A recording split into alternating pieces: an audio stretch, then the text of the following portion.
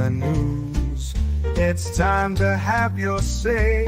She's got the scoop, the stories, all the latest trends. Mo's got the news, let's hear it, my dear friends. From politics to showbiz, no story's too small. Mo covers it all. She's got the inside call, her voice so smooth, like honey in the summer sun. With Mo on the mic, you know the news is always fun.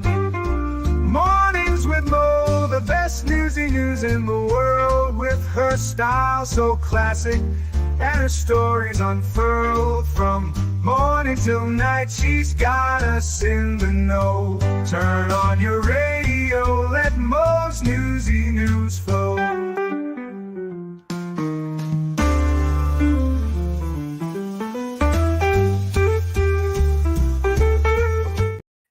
Good morning, everyone. It is the 6th of June. I am losing my voice. My son is like, "Hey, you sound weird." And I was like, "Well," he's like, "But you're always a little weird."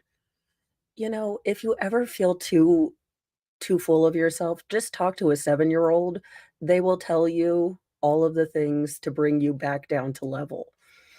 Thank you, Wolfram, for doing the Modly Mod stuff. And Jeffrey, happy mediocre morning to you as well. I wish I had as much energy as Mojo Dojo or whatever his name was from the Powerpuff Girls, because at least my house would be clean, or I'd be slender. I don't know. Squid Pro Quo, thank you for doing the mod stuff. And do not forget that Squid Pro Quo has her own channel, so please go subscribe to her. She is you know, always been really great and supportive of me, and I would love to put the ladder down and help other people climb aboard this fun YouTubing thing. Good morning, Tammy and Fraud It Terminator. And different Tammy. So there's Tammy Bogard and just Tammy. So there we go. We have all the news. Now, possibly, you might be among the people that are not going to fly in a plane for a good long while, but apparently there is some kind of shenanigans and baggage handlers are going to go after people that tie ribbons to their suitcases. Now, I'm kind of the opinion that everyone should just buy Tokidoki bags, and then, they're loud and ridiculous, and you can tell exactly which bag is yours. I greatly, horrify my mother with my bag choices, so she generally doesn't travel with me. But hey, if you have a bunch of little characters on your bag, you can find them. So let's see what the baggage handlers are, well, babbling about. But before we do that, today excuse me, today is the anniversary of D-Day, and you know what? A lot of people, a lot of brave young men who were so young and so full of life went to fight for the basic things that, so I could sit here and whinge on the internet. So it's always a good thing to remember that when put to the test, we can rise up. And honest to goodness, I hope we get a little bit of that, at least camaraderie and fighting spirit to make things better back. I think too many of us are black pilled or white pilled, or kind of like me, just trying to pick out the absurd in current year. Destined for delay. Avid travelers tend to opt out of checked bags to avoid delayed baggage arrival, difficulty picking out their items, or fear that their bag will not reach their destination. But for those who have no choice, they'll add a personal marker on a suitcase with the anticipation of making their baggage pickup smoother. I have seen a lot of this. Um, again, I think I have gone on 2 flights in the last 17 years. But when Mr. Mo would have to travel, he would, you know, delineate his bags. Now, However, this age-old luggage hack is delaying your bags from arriving on the baggage carousel. Well, there you know. Travelers have developed a habit of attaching colorful ribbon, luggage tag, or other accessories to make their suitcases stand apart from hundreds of bags in rotation. Dublin airport baggage handler John revealed that baggage attachments sent back passengers' suitcases. So I guess they can't scan the little, barcodey thing. I don't know. Ribbons that people tie onto their suitcase to help identify them can cause issues with the bag being scanned in the baggage hall. While this added accessory makes it easy to spot, it attracts negative attention from airport luggage scanners. If the bag can't be scanned automatically, it can end up in manual processing, which means you could wait or it doesn't make your, connecting flight. Sending your suitcase off without identifiers such as ribbons and old travel ticker stickers gives it a better chance of actually arriving easily. Interesting. Take off old stickers. It can cause confusion with the scanning process. Another reason people may have their bags pulled is because they have marzipan, known as almond candy dough outside. Wait, why do you have marzipan? Oh, dear Lord. Okay, so marzipan is like this almond paste with sugar and egg whites, and it's packaged in this thing that, honest to goodness, looks like C4 because it's a foil package, it's cylindrical shaped, and it's clamped at the end. So it either looks like you're transporting a sausage or marzipan or something much more dangerous. So, dear Lord, do not put marzipan paste in in your bag. I didn't I thought I was the only one in America who loved marzipan, but apparently it's a big deal. Uh, so he says, "Don't ever pack marzipan in your luggage. It has the same density as some explosives, so your bag will be removed and you'll be called from the plane for a bag search." One of the last things you should do before a bag drop-off is put your suitcase wheels up to avoid damage. According to the Department of Transportation, airlines are responsible for repairing and or reimbursing passengers for damaged baggage. But while there's a solution, waiting for it to be resolved will only prevent you from leaving the airport and enjoying your trip. The Dublin Airport baggage handler preventative measures should help alleviate some travel stresses for people who are actually going to fly. Because I don't know. Bless you, holy goodness. I don't know that I could deal with all the people. Actually, I know I wouldn't be able to deal with all the people. The New York judge that we have been following closely in the, shirtless row with his neighbors, apparently will be taken off the Supreme Court. Shock, I know. A New York judge who was caught on camera shoving a police officer and brawling with neighbors over a shirtless meltdown due to parking spots will soon be replaced on the bench. Judge Mark Grisanti, an acting state Supreme Court justice in Buffalo, was not on the list of 25 judicial nominees that Governor Kathy Hochul sent to State Senate State Senate Judiciary Committee for consideration on Wednesday. Grisanti was also not reappointed to his seat. A spokesperson for the commissioner chair, Senator Brad Holloman Segal, said, "Yeah, I'm just saying, maybe if you have a shirtless fight over and then try to tell the cops that you're a judge, you're probably not gonna get reelected, or you'll get super duper reelected." But it's there's no either or. It's it's an either or, not an and. Grisanti has been acting state Supreme Court justice in the court's 8th district since 2018 and will remain in his position until a new judge begins. The 59-year-old jurist has been a holdover on the court since his term expired last July as he waits for his replacement. The Buffalo Police Department were called to Grisanti's home on June 23rd, 2020, after the judge and his wife and their neighbors were all embroiled in like the most hillbilly hill chuck of, shirtless cops action there ever was. Grisanti believed his neighbors, Joseph, 69, and Gina Melee, 57, were encroaching on his driveway in Buffalo, which led to a heated confrontation that turned physical between both families. Grisante's wife, Maria, was handcuffed and taken to the ground as a shirtless judge allegedly threatened the responding officers. Thank you, Fraud at Wrangler, for 5 memberships, and those went to Tammy, Jenna B., Mo Grant, David Nielsen, Silver Eagle.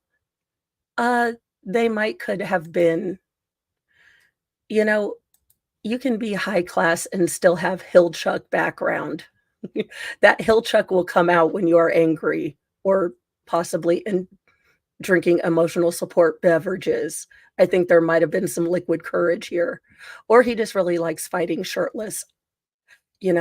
Everyone has their cardio. You better get off my effing wife, Grisanti said as he shoved an officer. Grisanti told officers he was friends with Mayor Byron Brown and had relatives on the police force, and they'd be sorry if they didn't release his wife. You arrest my effing wife, you're going to be sorry, he said. I don't know. Grisanti was later handcuffed and placed in the back of a squad car. He eventually apologized for pushing the cop before he was taken away.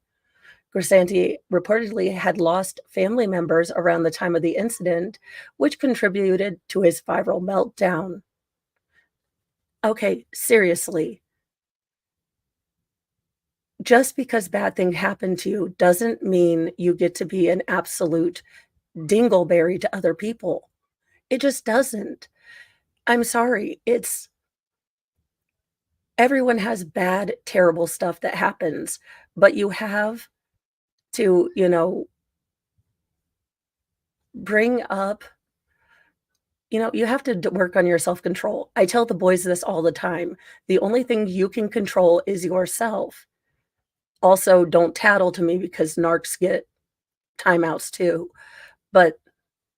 And we're not going to the ER today. That's like our big solid rule. To be very honest with you, Fraudit, I am more of a whatever's on clearance kind of drinker. So, because I mostly cut everything with Diet Sprite, and I'm not a big drinker in the first place. I am a very lightweight. So I'm always amazed, like the Karen Reed trial when she was on her 8th shot of Tito's at the first bar, I was like, I would be asleep. But, regardless of how you're feeling or what's going on in your life, you can't take it out on other people. Welcome, Sal. Sal also has a channel. He covers all of Mark Jensen shenanigans. It is the most weird and wonderful and absurd case you have ever heard. So definitely check him out. But yeah, it looks like he's not going to get back in that judgeship. Maybe he should retire to Guam. So this gentleman is the gentleman that shot at 2 New York police officers. This was his arraignment. Migrant accused of shooting 2 NYPD cops fired into an officer's chest at point blank range, prosecutor said. Now, I will say that the prosecutor is using very colorful, language, very emotional language. And I think people have just gotten tired. We have gotten tired. the silent majority, those of us who just wanna work hard, go leave a nice country for our kiddos and just be left alone and leave everyone else alone, we're getting a little tired of being thought of as tax cows and, never consulted about what we would maybe want, like real changes that we would like. We're getting a little tired. So I think that New York and a lot of these big cities are going to see a pendulum swing back to very, stop and frisk. Think Rudy Giuliani cleaning up, New York. I think that there is going to be a switch, so much to the point that I think that San Francisco, or no, it's Portland. Portland actually voted for a Republican uh, attorney general, which, or no, DA, sorry, not a, a DA. So I think that this is really, really starting to speak to people, because those of us in the silent majority that haven't wanted to make a fuss, just want to be left alone. We're a bit tired of you weird people on both sides shouting for us. We would just like the shenanigans to stop, regardless of how you look, or how you feel and where you fall on the spectrum, left, right, center, anarchist. People are just done. The Venezuelan migrant accused of wounding two NYPD officers fired into one cop's chest at point blank range during a wild chase on Queen Street that saw a third finest hop into the shooter's scooter in hot pursuit. Prosecutors said during a dramatic court hearing Wednesday. The accused shooter, Bernardo Raul Castro Matia, 19, was arraigned on multiple murder charges from a hospital bed lying comfortably and at first appearing. Thank you, Baker. Yeah. Well, so Mr. Mo was like, I don't want to get sick. You know how I finally, Baker, I finally understand how you men feel with man flu. And I deeply apologize for making fun of you. Y'all can just handle birthing the babies, and we'll just deal with man flu from now on. We'll switch. But thank you for the super chat, Baker. Oh, he was asleep. Now, this is the same. So during this hearing, it was packed full of 50 NYPD officers. That seems a bit like the Karen Reed thing, but I can understand the optics of it. So I think people are just really getting fed up with being asked to give and give and give, and we see our quality of life going down.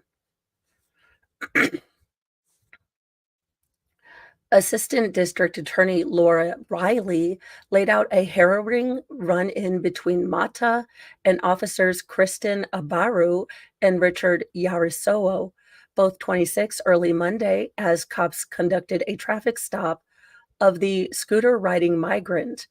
Mata fought back and pulled a force multiplier on Yaruso, she said. I mean, I can't imagine. There are good officers, there are bad officers, but I can't imagine almost losing my life and then, the justice system dropping the ball.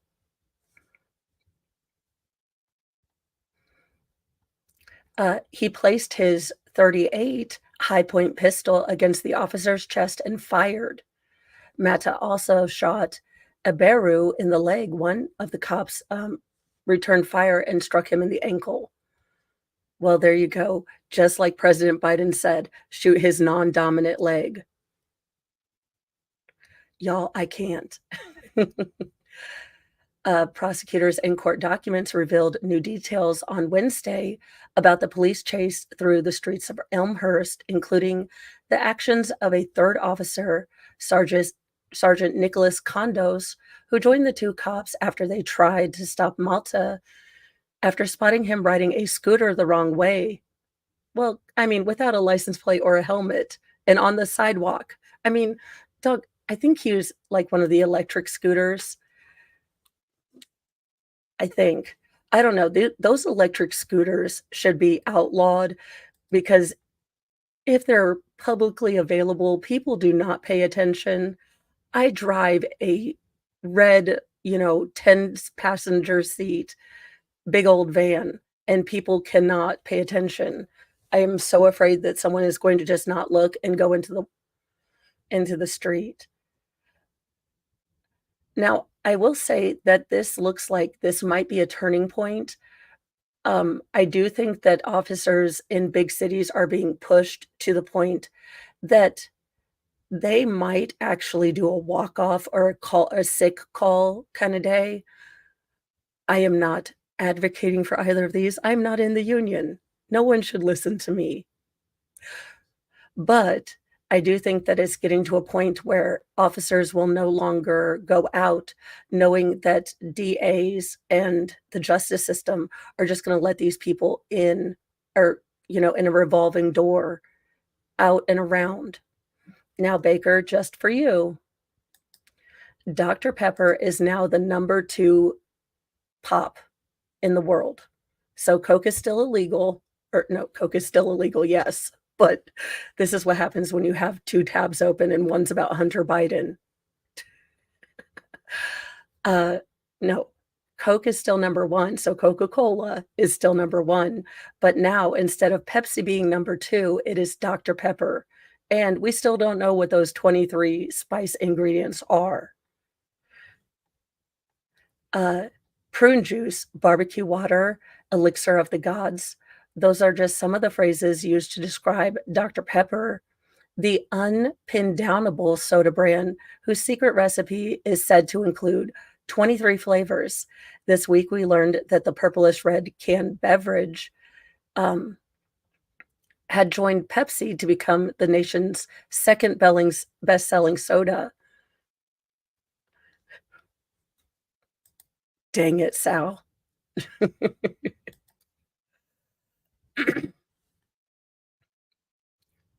Let's see here.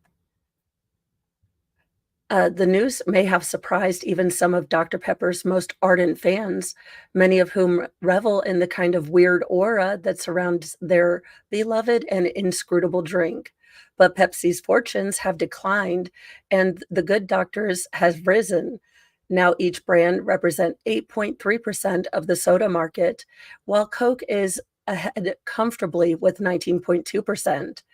The drink story started in 1885 at Morrison's old corner drugstore in Waco, Texas. There, pharmacist Charles Alderon was supposedly inspired by the intermingled scent of various fruit syrups used to flavor sodas, so he created a blend to achieve the concoction's now iconic flavor. More than a century later, among the shelves of bland corporate products, Dr. Pepper has always felt like a freaky anomaly. We had Tahitian Treat, Slow Your Roll, we had Jolt Cola. And here are some of the questions surrounding it. Who was Dr. Pepper? We don't, in fact, know if there ever was a medical doctor in the house that served the dream's namesake. History is unclear on this point. According to the Dr. Pepper Museum in Waco, and yes, it exists. Baker, next time you come to America, Dr. Pepper. Dr. Pepper Museum, Waco, Texas, fan meetup. Researchers have collected more than dozens of stories about the name's origin. Several fanciful ones involve a Virginia pharmacist named Dr. Charles Pepper, for whom the owner of Morrison's drugstore once worked. The younger man was said to have fallen in love with his boss's daughter and persuaded Alteron to name the drink in her honor. More likely, though, it's the common practice at the time to add Dr. So and so to labels of products to have health benefits, like laudanum for your everyday migraines or morphine. I don't think I've tried it. Well, there is one.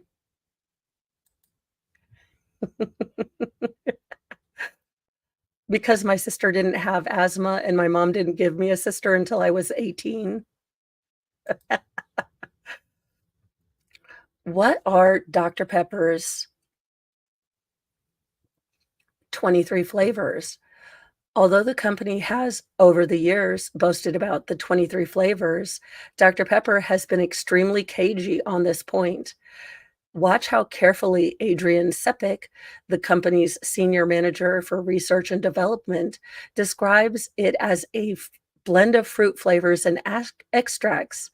Dr. Pepper Canada even pokes fun at the secrecy surrounding it, with a feature on his website promising to reveal the list, only inviting users on an endless scroll. So there you go. I mean, it could happen. Um, be safe out there, y'all, if you're in the dating scene or I guess anywhere near New York City for some funness. Because now there's a new STD, well, fungal infection. Yeah, y'all use Purell. Use Purell and be safe out there. Health experts are warning of a new and highly contagious fungal strain after an NYC man in his 30s developed a smexy-time transmitted form of ringworm. Gross. Well, as long as you're not in New York, healthcare providers should be aware that TMV type 7 is the latest group of severe infections of the skin to have reached the United States. That's it. We're closing international trade. Assistant professor at NYU Grossman School of Medicines and Dermatology, Kaplan co-authored a case study published Wednesday about the unidentified New Yorker who became infected with this, well, ringworm on his twig and berries. The cases have been on the rise in Europe, especially with men who enjoy the company of other men. The man in the new case study had visited England, Greece, and California, and reportedly had fun with many men across the nations. Be safe. Since patients are often reluctant to discuss twig and berry area problems, physicians need to directly ask about rashes around the groin and behind, especially for those who are active in a married kind of way, even if you're not married. So if you've recently traveled abroad and you've had an itch and a drip that just won't quit, please go to the daggone doctor. Just do it for the love of all that is holy. Because, y'all, we're going to get final form Jesus down here. We really are. And you were all warned. Uh, let's see here. This particular infection is widespread in India, and the first confirmed case was in the US last year. This often resists the kind of treatment that you would use on regular ringworm. So, yay. 7 of the patients received standard doses of the treatment, and their rashes did not clear up, perhaps because of genetic mutations in the fungus. Antifungal pills yielded better results, but Kaplan cautioned that the drug can interfere with other medications and cause nausea and diarrhea, among other side effects. But your bits won't fall out or off.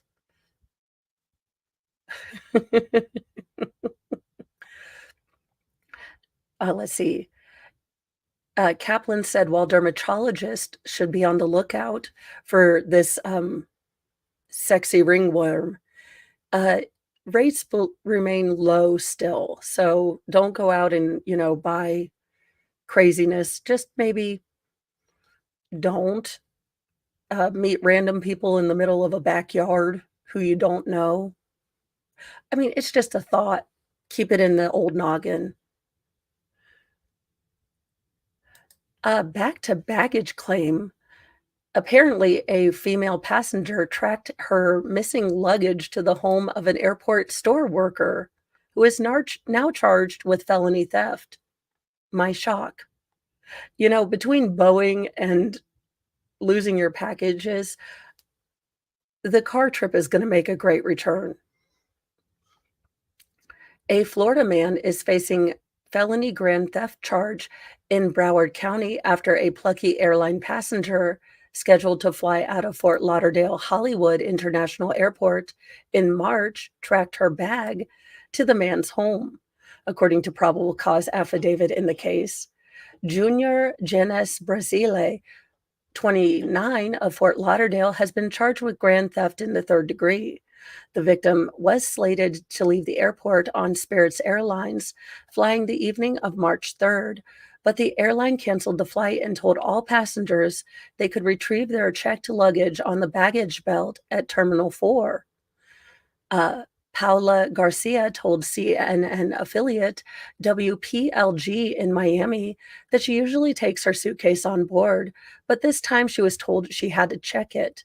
Garcia said she waited for at least 2 hours for her pink roller bag, which contained an Apple MacBook, Apple iPad, Apple Watch, jewelry, and high-end women's clothing and toiletry, but it never, came down the baggage belt. In her WPLG interview, Garcia said that Spirit Airlines told her that luggage had been sent to her house, but it never came. Now, Garcia explored another avenue with her own electronic tracker.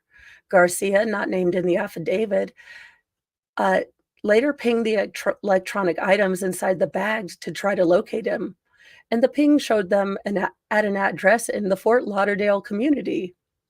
She went to retrieve her things from the address, but she couldn't contact anyone inside the house. While at the house, she took video and still pictures, and she saw several pieces of luggage in the front of the home. Dingus, if people have, all the electronic, Big Brother trackers that cell phones in their current iteration are, you're not going to get away with this. The first thing I remember the police told me is, "What are you doing here? This is so dangerous for you to be here." Yeah, ma'am. Unless you are Rambo, Chuck Norris, and/or Commando, Arnold Schwarzenegger in that movie, do not go by yourself. When a detective with Broward County Sheriff's Office searched the address within the airport's employee database, they found that Brasile was reportedly living at the address.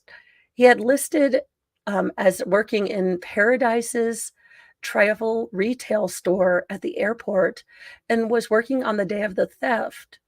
The store's loss prevention manager was contacted, and he provided the detective with internal closed circuit TV footage.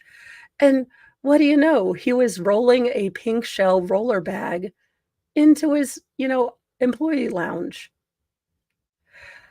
He appeared to take the MacBook and other small items out of the luggage and put them into other bags. A WPLG video shows a man holding a plastic bag containing a pink suitcase and holding a laptop. The airplane store takes this matter very, very seriously, and upon learning of the incident, this employee was terminated. As this is an ongoing police matter, we have cooperated with the investigation and recommended reaching out to the Fort Lauderdale Police Department for more information. After being charged with grand theft in the third degree, police pleaded not guilty and posted a $30,000 bond. His next court date is for August the 23rd. Maybe don't be a giant dingus and steal people's stuff. I know. I know. I'm really excited about Karen Reed. Thank you, Zach. Absolutely. The day of irony.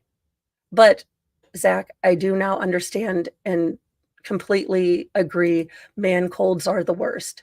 When I am president, I am I am outlawing summer colds. They just don't follow normality, and they will be stopped.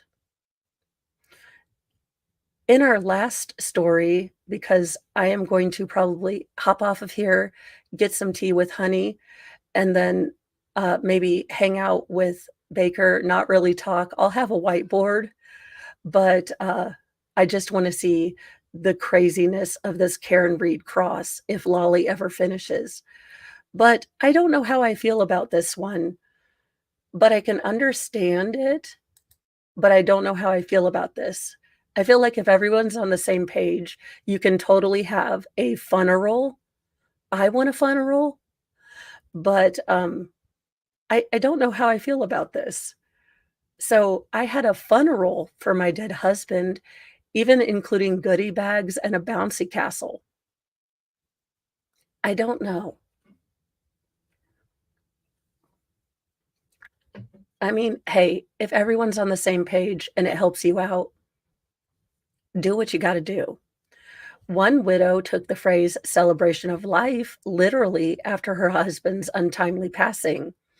After her husband, Brandon, 39, passed away from complications of a stroke on May 17th, Kate Young scrapped the usual funeral service and wake and instead hosted a funeral in his honor. I mean, hey, if he would have wanted it, go for it. Every time I started thinking about planning a traditional funeral, I did not want to do it, Young, 40, told Southwest News Service. I mean, he looks like a guy that would have loved a funeral. She added she didn't want her 3 kids, 12-year-old Eleanor, 10-year-old Clyde, and 8-year-old Ingrid, to be traumatized by their dad's funeral.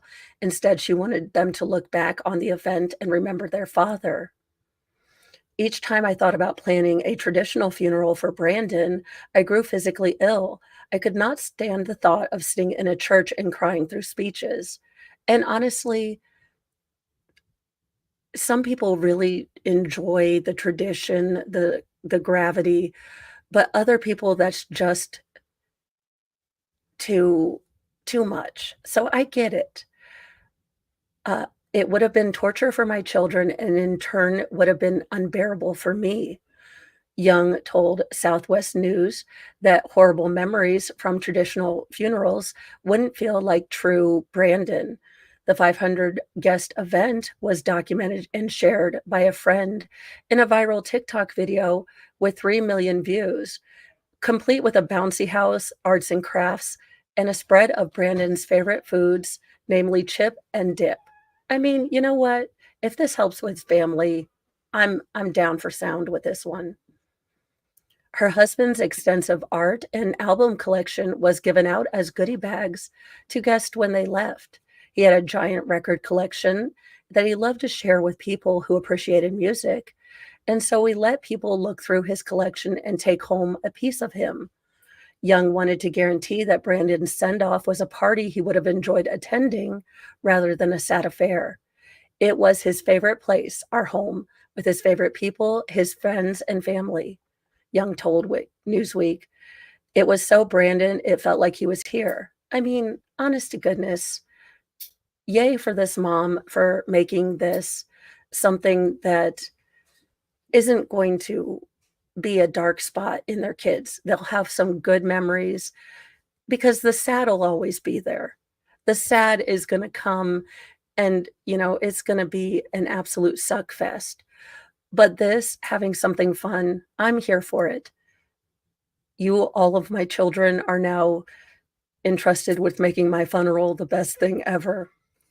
But I'm going to pass by either zombie horde or, well, Colombian marching powder bear. I've got it planned. So when I'm 89, be ready, y'all. The best part of the funeral was that the children had a smile on their faces, and we will only have the happiest memories of their dad's funeral instead of being traumatic. I really like this idea. I think it's a beautiful way to honor the person, uh, that he was, and as long as all the family is in with it and okay and doesn't feel, you know, disrespected, I think this is great. But I am going to go ahead and send you over to Baker. He's doing Karen Reed. I will be sitting there just hiding from my children. Mr. Mo is home today. So I will be sitting here drinking hot tea and we will watch the craziness that is Karen Reed because, oh my goodness, I have no idea. I don't know the deep lore of this case, but I am still confused. Thank you all for joining this morning. I will probably obviously not be doing a night stream, and we'll play it from there to see where my voice is going on the weekend. I really want to do Legal Shenanigans Theater, but you hadn't have to be able to talk. Anyways, bye guys. Thank you so much for joining. I'll see you in a little bit. Bye.